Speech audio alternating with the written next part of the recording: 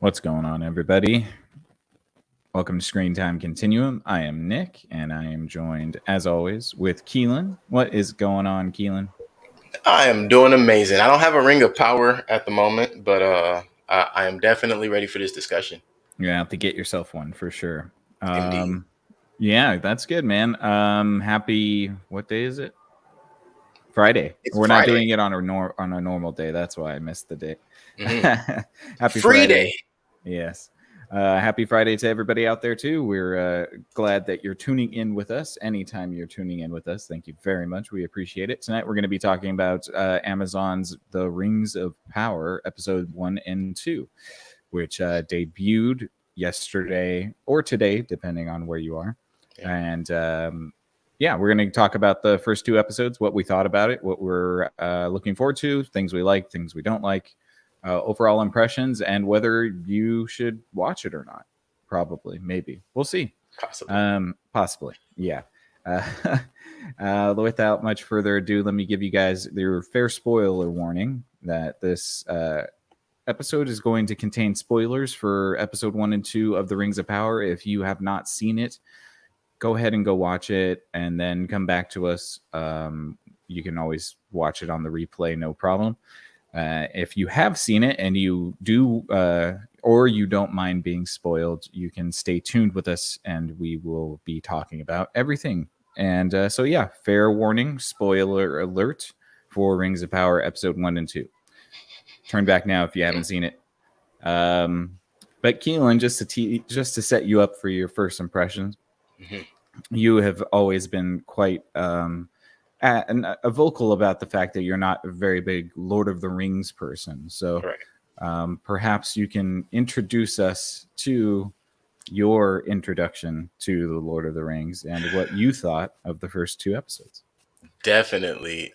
First, I want to thank you for not making it seem as if I hate the Lord of the Rings, because I recently, just talking about this series or asking people about this series, I got the notion that that is how some people receive my comments about this saga or series. So, first, it's letting that comment or just you're bringing me into this lets me know, like, okay, Nick doesn't think I hate it. He just knows it's not my go-to. Mm-hmm. So that's one. But overall, I can honestly say I am enjoying this. It's making me question how much was I really paying attention to the original 9 movies. Well, there's a trilogy and then there's the Hobbit trilogy. Ah, got it. So there's technically 6 movies, but like 9 hours worth of shit or something like that. Mm. But essentially, I am really starting to wonder now, was I paying more attention than I thought I was? That's one. And I am a little intrigued by this just because off bat, this is being pit against not only its predecessor and or its kin in Saga, but it's also being pit against the whole Game of Thrones House of Dragons, which is also going on right now. Mm-hmm. So all of that just incited my or excited my interest. And so I do like the series so far. I am curious to know what happens next, and I think everything else will be said through the episode. Yeah. I think that I have to probably disclaim that I was apprehensive at first about even watching the first two episodes because I was kind of wondering what the whole point was. The idea that they spent $1 billion on a five season thing. It's like, whoa, man, that's a big gamble. Especially during an era in which Tolkien doesn't write very much about at all. Right. This is happening in it. Huh? Aren't these his son's manuscripts now? No, they're the appendices of the Lord of the Rings book. So like little footnotes and stuff about what happened, because basically what's going on is there's like 3 eras in Middle Earth of the Lord of the Rings. The first era is sort of where you get the Silmarillion. It's the creation of the world and the elves, and the elves sort of fall from grace and they're war with each other. Then you have the second age where Tolkien basically doesn't talk a whole lot about what happens So basically, I think it's like 2,500 years or 3,000 years where not a whole lot goes on. And so that's where this um, series is taking place within that 3,000 years. And then you have the third ages where you get Lord of the Rings and The Hobbit. Got it. Yeah. Okay. So there's about like 6,000 years of history when you get to The Hobbit, between elves and orcs and dwarves and all of that stuff. I just thought of a question that I know the answer to, but for whatever reason, I feel like someone out there might somehow put these two things together: Lord of the Rings and Elder Scrolls Skyrim. Oh yeah, I mean, definitely heavily influenced, and Game of Thrones heavily influenced by Tolkien too. So, I believe so. Yeah.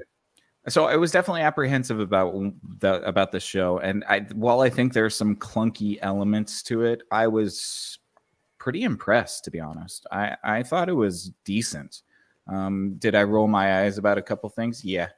Could I see a little bit of like the modern sort of social commentary injected into a high fantasy? Yeah, a little bit. But what I will say about it is that I'm impressed with how much fantasy is in this show.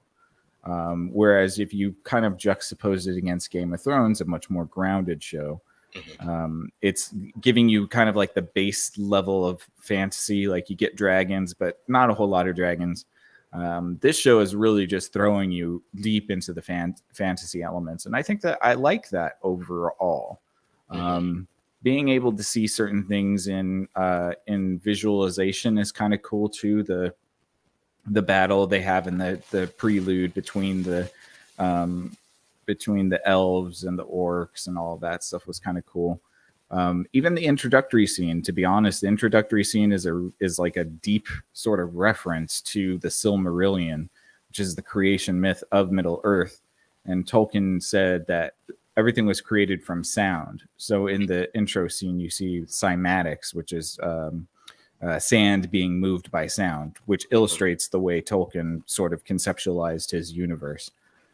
So even the intro is a very deep sort of reference to deeper lore of Tolkien, which I find nice. It's a good Easter egg for people who know What he's about, yeah. Because that actually was new information for me. I'm like, okay.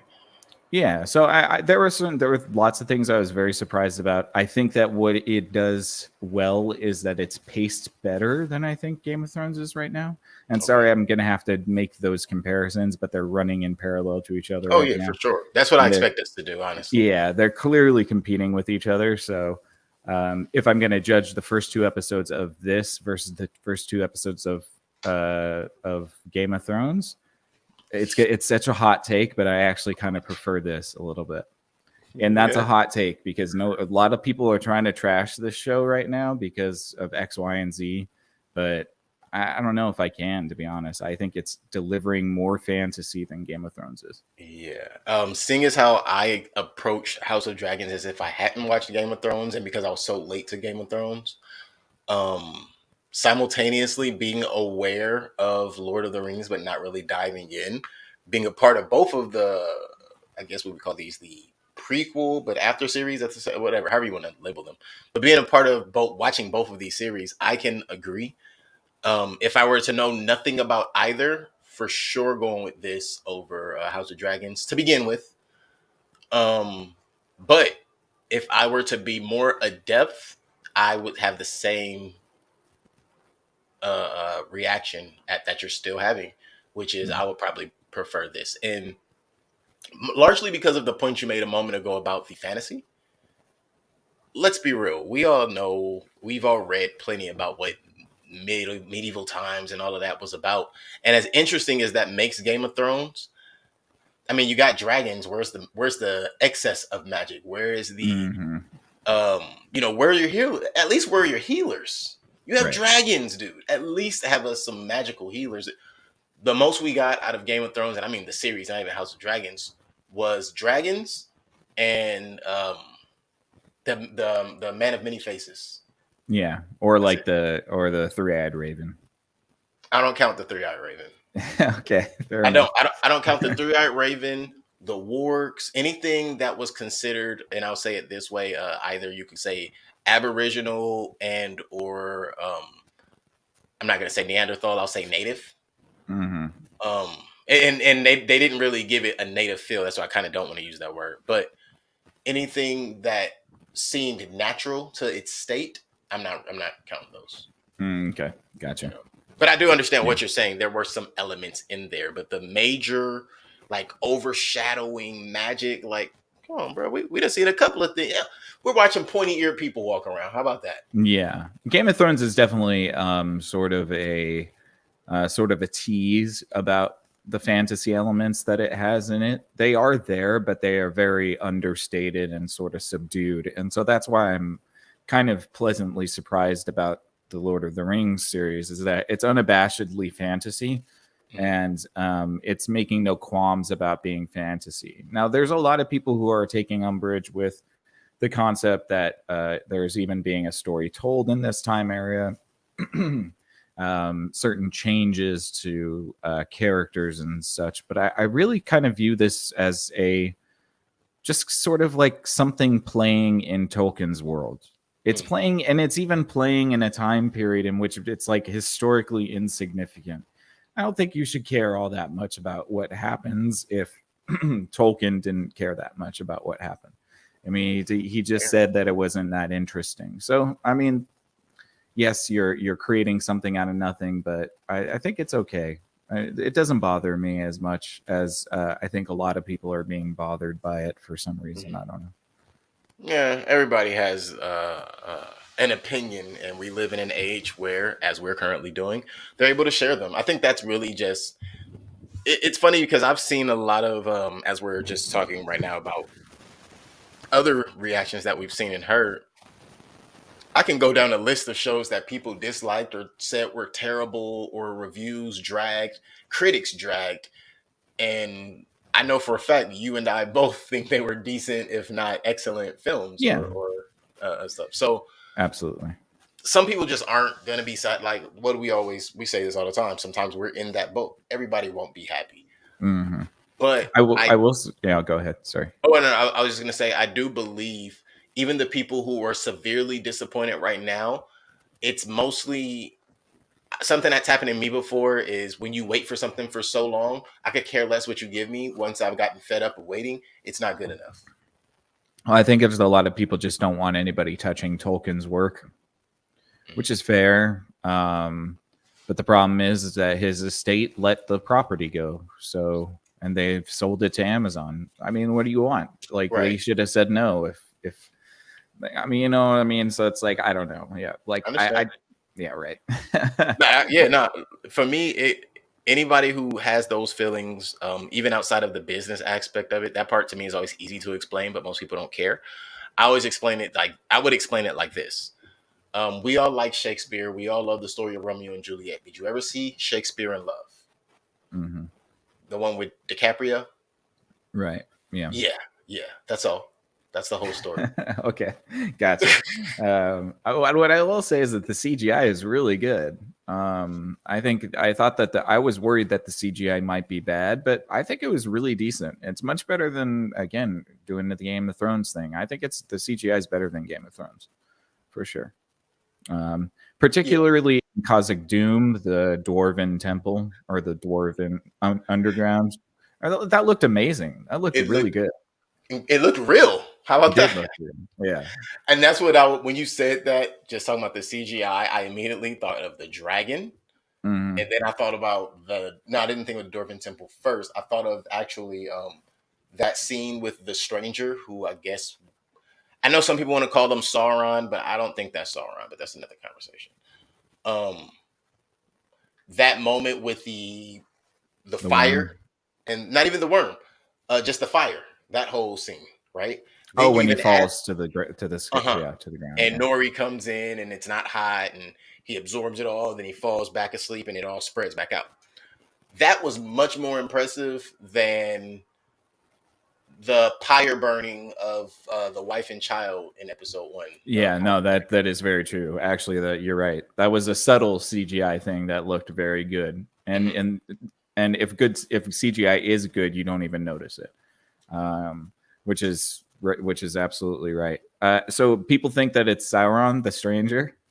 Yeah, I've seen that a Uh, few places. I'm they like, just need they to. said There it's a was a there was stranger, a but blatant Easter egg as to who it is. It's oh not even really? really. It's not even really a mystery. I mean, he's cloaked in gray. He whispers to bugs. He's got a white beard and white hair. Gandalf? Yeah, it's Gandalf. Oh wait, there's a Gandalf in Lord of the Rings. Yeah. So, oh well, yeah. So Wait, what am I talking about? Gandalf is Sorry, from Lord of the Rings. Yeah, sorry. Yep. but Oh hey, Gandalf give me the is. comments for that one. My bad. That's all right. We all mess up. Gandalf is what they call a Maiar, which is like a basically you could think of them as like an archangel. So Gandalf comes down to Middle Earth, basically comes down to Earth, period, from the heavens, and he is, he comes down. I think probably in the Second Age at some point. So this is kind of what you see is him coming down, basically being an angel, Right. and now coming down to help in the fight against Sauron. Right. And remind me, the Maiar or the Maya, however they say it, those are all of the like sorcerers and wizards that are good, not like Well, not Sauron is also a Maiar. So you could just think of him okay. as like if this is God, then the They're like second angels. the second highest order, basically. Hey, I remembered that Yeah. properly. That's crazy. Okay. Or the third highest order. Which is, and it's funny because that's what I was thinking. I was like, wait, didn't think about Gandalf, but I was like, isn't there a race of people who are like angels? Didn't realize Gandalf and the connection there. Didn't really put that together. Didn't put that part together. But I did put together the sorcery and all of that part together.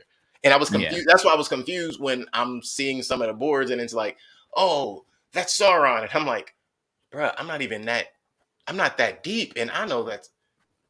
Yeah, and it's not the stranger, the individual who falls from the sky. I'm almost certain is Gandalf, just because one, he's cloaked in gray, he's got the beard. He almost even looks a little bit like Ian McKellen if he were younger.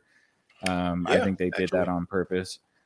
He also can control fire, and you also see him in the forest when he screams. You see this dark cloud come over, which is what he does in Bilbo's house in the Lord of the Rings to scare Bilbo. So, oh snap. Yeah, it's a pretty close connection, although there is a mystery as to why the fireflies die. And it could be just because he doesn't know how to control his power yet. That's what I'm thinking. Yeah, that's why I think people might think it's Sauron, because the fireflies all die after he uses them. But what would make Sauron any level of empathetic even in his amnesia? Yeah, that's true. That's true. He would just be filled with malice anyways, right? Evil at heart, like literally the embodiment of, again, and this is, remember when I was saying like there are certain things when we were talking about it off air, and I was saying there's certain things that made me, somebody who did not dive that deep, go like, for real? Like, yeah, right. like, these things are too easy. That was one of those things where I was like, there's no way this is, and now again, not figuring it was Gandalf, just figuring there's no way this is Sauron, and there's 1,000% chance that I know more about this right now than the leading expert, so to speak. I think Sauron's already in the show. Really? Yeah. I don't know if I want to say, just because I don't want to ruin it for people. But no, I think you're thinking the same thing I'm thinking. Theo. Oh no, I don't like Theo though. There's something wrong with that kid. Something's off about Theo. I think Theo is being influenced by the real Sauron somehow, somewhere. The sword is corrupting him. Yeah. That makes sense. No, Sauron has been introduced for sure. You just gotta go back and watch episode 1 and 2 again. Ayla says, "Say it." Say it. Sauron is let's just say it's the first person that Galadriel meets in the sea. Oh, okay, I could see that. Mm-hmm. I think that's who that is. I'm pretty sure all of the rumors say that that's who Sauron. Like, so that would that be Sauron before he becomes evil, or just in hiding? Like, no, it's in hiding as immortal. Yeah. I believe that, because he does that from time to time. He'll come to the Middle Earth as a human. Yeah. How else would you know where to attack? You got to see where the weak points are. Mm-hmm. That makes perfect sense. Jeez, look at there. Yeah, look at there. And I think that it's kind of cool that there's a little bit of mystery as to what's going on. They set that up pretty well. I'm interested to see like what's gonna keep going. Ayla says, "With any intel on the necklace?" I was trying to look at that. It did look like it had a dragon, but it was also like a leather pouch with maybe Yeah, even a ring. And I think the ring might be like a little Easter egg to who he is. But and maybe that's why he didn't get killed. yeah, it seems odd as why he would be in the middle of the ocean. Maybe they can explain that away. But No, it just made sense to me. It just click, click, click. Maybe it didn't click in Lord of the Rings sense, but story arc. So he's adrift because he had a ship and he's basically trying to recruit and or find his way to like the elves or something of that nature, right? On this journey, he realizes he don't need these humans no more. So he has his little pet come and kill him, gets away from them, and he has the elf, and that's who he saves. So now they're together, and she believes he's just a harmless human. So it's of quite course, when she goes back, she's taking him back to the elves. yeah, it's quite possible that he was looking for her already. Yeah, Yeah, yeah, that's for more sure. so what I mean. Like, yeah, he. No, oh no, Mhm. no, I'm sorry, no, that's not what I mean. I don't mean he was looking for her, but by finding her, it was like, oh, found my ticket. Yeah. Yeah, I think what I do have to say about for the future too is that they're really going to have to color Galadriel as a little bit more true to who she is in Lord of the Rings, because right now she's like warrior female badass, where in Lord of the Rings she's very wise and she's had so much experience that like she's very apprehensive about power at all, I and think she they're is trying sort to of paint that. yeah, I hope that that's where her story arc goes, where she starts off as like a very rash, person who's not thinking and just on a Right, vendetta, and maybe matures over time. Because it's going to be a very harsh juxtaposition if this ends with her not sort of growing. right. So, Something the king said when he was talking to Elrond, talking about those who uh, are leaders and those mm, who desire to lead. And I think even though in that talk it seemed as if he was alluding to Elrond and them making what he was making, but I think mhm. storyline wise, it was hinting to Galadriel jumping off the ship to become the person that we know her to be in the later parts of the series. Like she's Yeah. gonna have to go through a lot to become a wise sage. Because right now she's just a fucking loose cannon. Yeah, absolutely. Yeah, she's not very likable at this moment, which I think they're doing on purpose. I think they want us to sort of not like her, and then she gets a little life lessons along the way. We I, sort of grow with her. right. I like her, so if they were trying to make me not like her, I'm gonna love her by the end of this series. I just think of it like if you're looking at Galadriel in the lens of the Lord of the Rings, it's going to be hard to differentiate because they Okay. feel like two different people, but they could bridge that gap through the storytelling. Like Right. they can bring in like sort of aspects of Lord of the Rings Galadriel to paint this one. That just takes time. You got to Yeah. build the We gotta character out. right. We gotta get to like what do we say? Episodes 5 and 6 or no, yeah, episodes 3 and 4 are the ones that usually make or break a season. Yeah, I would say that we're probably going to see some pretty interesting stuff. Like, and this is why I think I enjoyed it so much because it definitely I could tell that they did care about detail. Mm, And from the intro itself, the fact that the intro itself is an Easter egg to the Silmarillion is a perfect demonstration of the fact that they care enough to put in small details for people who know about that stuff. So being able to see Cosmic Doom, I really loved the sort of interaction between Elrond and the dwarves. I mhm. think Elrond is the person that I'm following the most right now. Um, and then maybe, Probably, yeah. yeah, probably just for right now because he's done the most stuff. He got to go to Cosmic Doom and meet the dwarves and stuff like Hang that. out So with Durin. Durin, Durin. yeah. Which again, like they you can tell that they utilize the CGI very well. Oh, For how much every episode cost, it makes sense. 60. Hmm. Or at least that's what they say on paper, 60 mil per episode. But I will say I easily my favorite scenes of episodes 1 and 2 are everything Durin and Elrond. Yeah, same. Easily. Not Hmm. like there's not even a close comparison. If there's a close comparison, it's probably another Elrond and Durin scene, either Right. smashing the rocks, the dinner, the going up the lift, coming back down, whatever, any of it. Or even the touching moments of them having that little heartfelt moment of, I didn't think that it would grow down here in the darkness, but Hmm. with the love and just the kind of, that was a great friendship moment Yeah. to like show that even friends make mistakes, but how do you make it right? I think that was a Yeah. pivotal. And it was an You don't see that. interesting, yeah, you don't. And it was an interesting sort of point of view from Durin's perspective when he makes the claim that it's like, it's been 20 years. I know you're an elf and you don't die, but like 20 years is 20 years It's a to me. lifetime to me. Yeah. Right. And I think that that's kind of cool because the elves do tend to be a little bit less compassionate to the ones who don't live forever because they just like, they don't They take they things for don't granted. recognize it. Yeah. Yeah. For sure. Well, any things that stood out to you that you wanted to bring up? Stuff that you liked, stuff you didn't like. What do you want to talk about? I like the way that the episodes really lead. The title of the episodes lead you into the understanding. Something that I didn't really notice with Game of Thrones or even House of Dragons until you pointed out last episode. But now that I am aware of that, I'm paying more attention, and it made me pay attention immediately over here. Shadow of the Past is a perfect name for episode 1, and Adrift is a perfect name for episode number 2. Mm-hmm. So for sure, I want to do the same thing you just did, but just in different words, which is give grace to the fact that there are details in here that help expand not only the storyline, but expand the world that we're watching this play out in. Mm-hmm.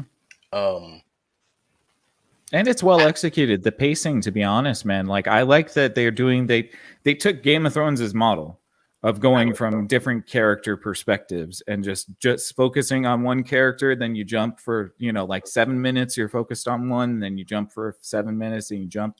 So they're all set up like soap operas now. You say? Yeah, I mean that's the way Game of Thrones did it, and it worked perfectly. It works, and I think that they took note of that, and that's how they structure their episodes. I think that works well because Game of Thrones got it down to a science where it was just at one point it was just humming, like every scene was great, and it just never dragged. So yeah, I mean if they can dial it in for Rings of Power. And that's definitely a formula that works for those who aren't aware. Most soap operas are on the air for like 60 and 70 years. So definitely a good formula. If you're looking to make TV, that's where you want to start watching the stuff that lasts the longest, including Lucy and Star Trek. But for me, I was reminded at the beginning that the names are just... Oh my God! How do you remember? Yeah, it's like what? Like, come on, that was a regular ass name, and you just threw an extra syllable on there, and now I don't know how to pronounce that. Celebrimbor and like, you know what? What's a Galadriel? Yeah. Nori's name is Eleanor, but they call her Nori. Why would they call her Eleanor? I was telling Ayla, they kept saying Galadriel. They're putting too much spice on it. That's an Anglo name, man. Why are you putting so much flavor on that? Galadriel. I was about to say too much rolling of the R's and the L's there. Did you put an accent over that E? There's no accent over that E. Nope. No, yeah, but I guess overall it's been a good ride through 1 and 2. The things that jump out to me are all of the fine details with the relationships. Every single character seems to have relationship of some sort that matters to the storyline. What's his name? The elf Ardenir? Aronor or something. Arondir, yeah. Arondir. Yeah, I think it was Arondir. He and Brownwyn, the human lady. That whole way that's playing out. Shit, I'm wondering if Theo was his kid. Because he did say the only loving touch he's known since he's been there is her. Because he's an elf, that automatically makes me think he's talking sex and not just, some gentle person. And the reason why is he used the term gentle touch. You don't see elves shaking hands and hugging. That's true. I mean, maybe, it's possible. I don't like Theo. I think he's creepy. And I also don't know, Bronn, how old is he? I don't know. He's like 12, 13 probably. Okay, yeah, 14. because Bronwyn just leaves his ass. Yeah, for sure. And keep in Aaron mind, Deer's like, I got to go over to this town. She's like, I'll come with you. I'll come with you. Yep, and leave just my left kid him. here. And remember, when he goes to show his boy the sword handle, that's the same guy that Aaron Deer saved from the barkeep in the bar in the brothel. Yes. So he's not. Yeah, that's the racist kid. So it's like he's definitely not having the right people around him, but he's not so young to where he wouldn't be around somebody who's allowed in the bars. Well, hell, was there even any age restrictions back then? But for sure, the parents would still feel away, like, oh, you're too young of a sapling to take of the L or whatever the heck. So that leads me to think he's closer to adulthood and being out on his own than just left on his own. Mm-hmm. Because the only thing she really like, hey, Theo, you ready? Like, it's time to go. Yes, Mom, I'm ready. Like, yo, he just had a whole flaming sword in his hand. You missed that. I don't think you suitable for parenthood, lady. Yeah, that's for sure. Where did he get that sword? We still don't know, huh? It seems like he might have just found it slipping through in Steve. Because what I think is him and his boy, I don't think that's their barn. I think him and his friend, the one who got into it with Aaron Deer, I think they're thieves. Probably. Young thieves. Mm-hmm. So, yeah, but no, I agree. I don't care for Theo, but I do feel like Theo will have a really good story arc. Yeah. Again, I think you're right on the money when you said soap opera, because it does kind of feel like a soap opera, a little bit, which isn't terrible. I don't necessarily dislike that. Soap operas. Yeah, I don't actually hate that, to be honest. It is very some of it is a little bit cheesy. I think the Harfoots are disturbing. So the Harfoots came before the Frodos. What was so really what's happening here is that Amazon doesn't have the rights to the word Hobbit because WB owns the Hobbit and Lord of the Rings. Oh. So they are not allowed to say Hobbit. So what they did was they took an old family of hobbits that are called the Harfoots, and they just recreated hobbits around Harfoot. The Harfoot.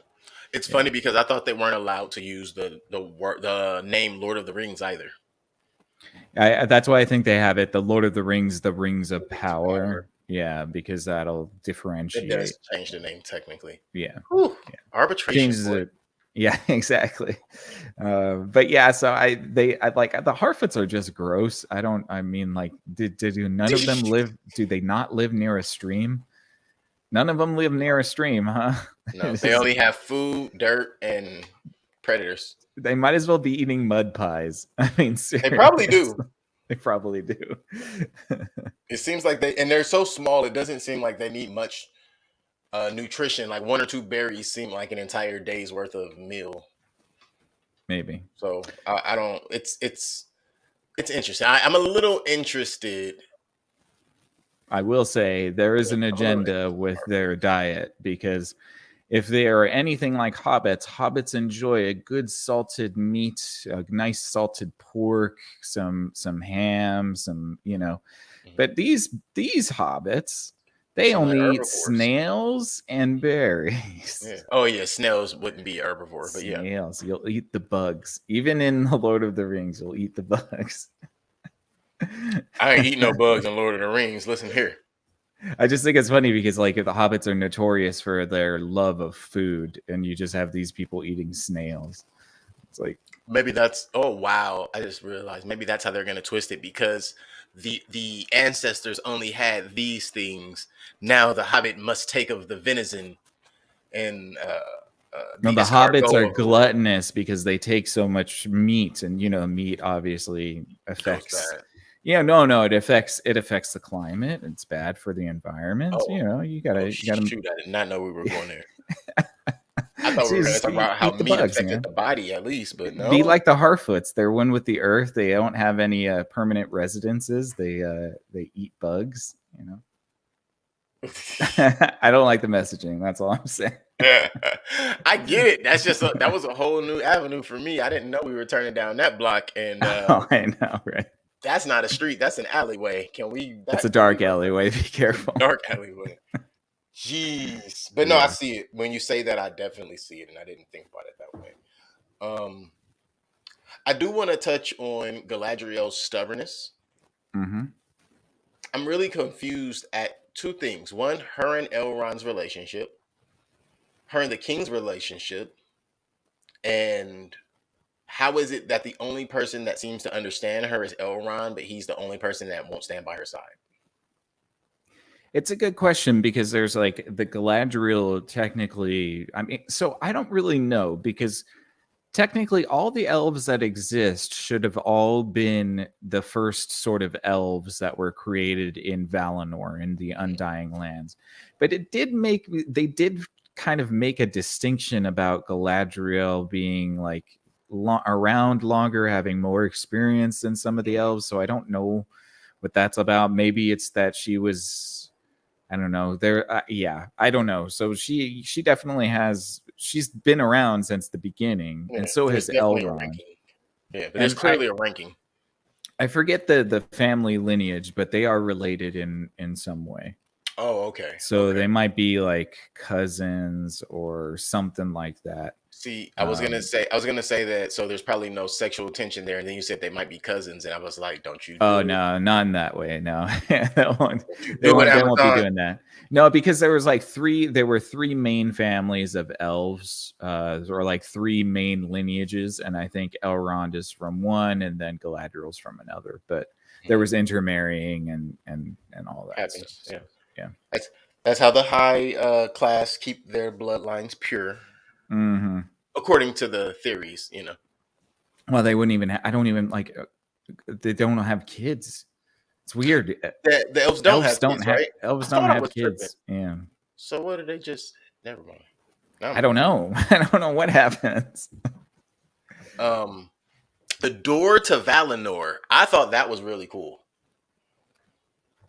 The door to Valinor that opens to Yeah, the yeah, Isles of yeah, the yeah, Ocean. yeah, yeah. Hmm. Yes, yeah, So yeah. it's like only if the king gives his grace, then when the ship approaches, the doors shall open. Outside of Yeah, that, you just gonna be floating into the clouds with the girl.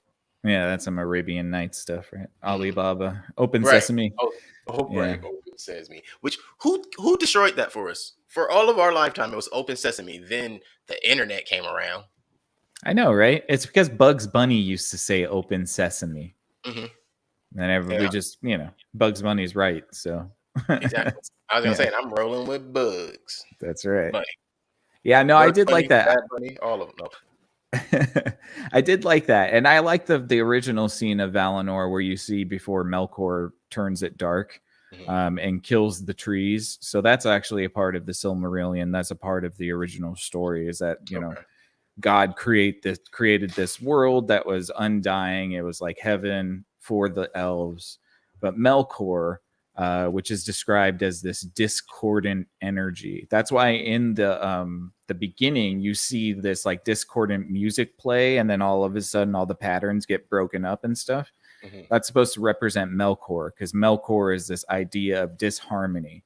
All of the other deities were playing music harmoniously with each other, and then Melkor came in and he created disharmony.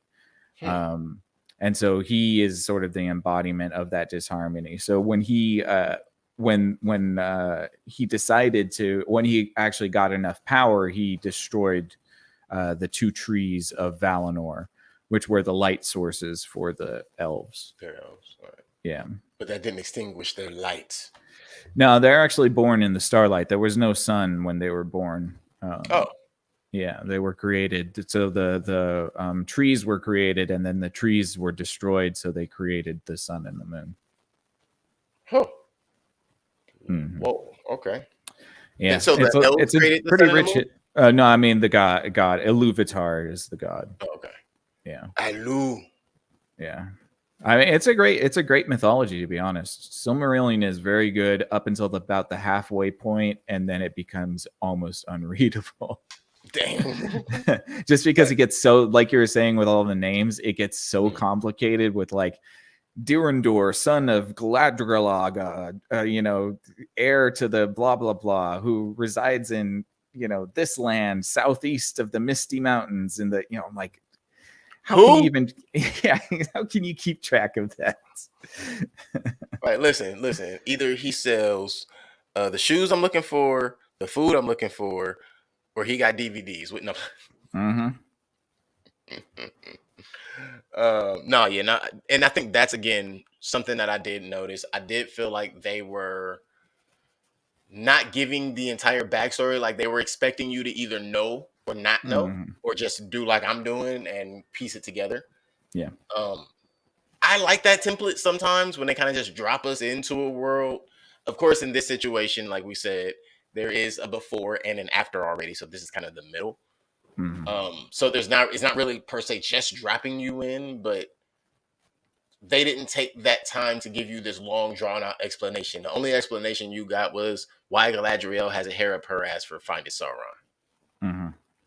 and that's Yeah. about it. Yeah. Yeah. And I will say before we wrap this up, the orc scene was pretty good. Great, absolutely great. It was a pretty good horror scene. I thought that was good. There were some jump scares that actually worked, which I was surprised about. And the orcs look good. So Agree. good job on I that. Yeah. I remember the orcs being smaller in the movie, so that was good to see for me. That was like Yeah. one of those I had to consider. Like, wait, Or there are these two are- types. So you have the orcs, which are smaller than the urukai, which are the warriors. They're like the tanks, the big, tall ones. oh, Yeah. okay, like the ones we saw. In Lord of the Rings, you see the urukai more. They're the big ones with the armor, but this one is just Okay, like yeah. a regular orc. Yeah. Huh. But there are like Smaller size. smaller. Yeah. Like goblins are a part of their family too. So Okay. yeah. Okay. So I'm not per se out of the loop. No, not at all. I think this one kind of looked more like a goblin, but it was an orc. Yeah. I remember when it first came on screen, I was like, oh shit, that's a orc. An orc. Yeah. No, but that's how I did it because Looks good. I was, my brain knew it, but I wasn't convinced, so I wasn't like confident. Oh yeah, I that know. Yeah. Yep. Anything else that you wanted to? Let's think. Oh, Celebrimbor, Celebrimbor. the Grand Meister of weapons, basically, and architecture. Oh right, yeah. What did they called the Smith elves? Yeah. Yeah. The head of the Smith Elves. Yeah. I feel like we needed a little bit more on him. Unless there's Oh, a don't lot worry, on him. he'll be back. I figure. Especially He's with literally he's literally the one that makes the rings. the way. That's that's what I was gonna say. I wonder what makes him so important because it seems like this whole journey that Elrond's going on or went on to go and see Durin, et cetera, et cetera. I feel like that was more about pushing his story than pushing Elrond's story or even Durin's story. Oh yeah, it's definitely pushing towards the creation of the rings because Celebrimbor wants to create a forge, and the only people that can really help him create it are the dwarves because the dwarves are master forge smiths. So yeah, they make giant they can make giant forges no problem. So yeah, that's what happens when you wield hammers for a living. Yeah, I do like I like that they kept the dwarves a little bit Scottish. You know what I mean? I like that they're sort of rowdy and crass with each other. I really enjoyed the Khazak Doom bit. And all the scenes with the dwarves and Elrond were very good. Right. I agree. Those were all my favorite scenes. I even had to think about it again. So I guess the last thing would be getting back to Brownwind and her kid Theo killing the orc that came out, and she takes the head and presents that to the townspeople. With that, is she not going to go and try to save Arondir? Yeah, Arondir booked it. He ended up somewhere totally else, right? Yeah. Somewhere else, seemingly just snatched up by a bunch of orcs. Yes. And the elves don't know where he is, so it's like, buddy, what? Well, and he's a wood elf too, so I don't know how much they're gonna care if he doesn't come back. I mean, yeah, he ain't got no bow and arrow. He pretty much out of luck because that's his thing, right? Yeah, he'll probably do. I mean, he's gonna be fine. He's got elf reflexes. I mean, orcs are just bastardized elves, so that's what they are. Hmm. They're elves turned by corruption by Melkor. Oh, So elves are always have just a slight advantage over over orcs orc. because orcs are like a corrupted version of Is it elves. like a devolved version? Yeah, yeah. Huh. Now he'll be all Oh right. no. He's got his knife. He'll be fine. I'm sure He'll be he'll be okay. fine. Yeah. All right. Well, with that, yeah, I don't have any other questions, concerns, things that I saw that I was like, yo, what was this all about? Again, I could watch the Durin and Elrond scenes over and over. Just hell, I think there's so many lessons to be taught within those scenes.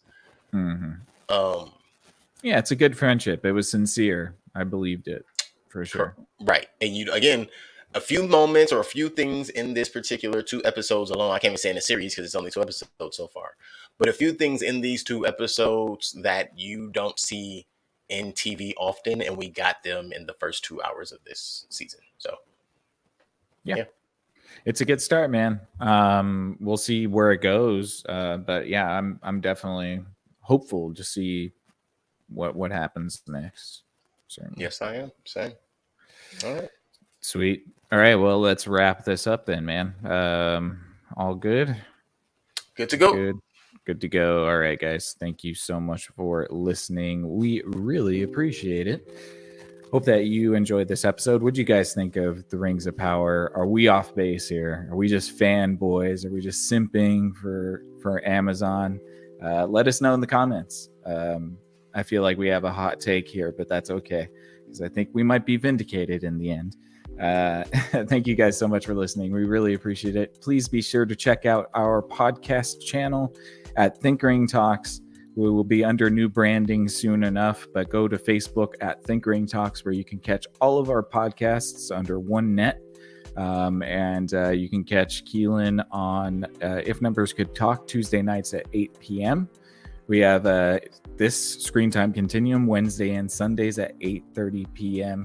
On Tuesdays and Thursdays, you can check out Dijon the Mustard at Strawberries and Coffee on Twitch at 10:30 p.m. Tuesdays and Thursdays, Exofathom at 8 p.m. on Friday nights, and This Married Moment, noon Saturdays.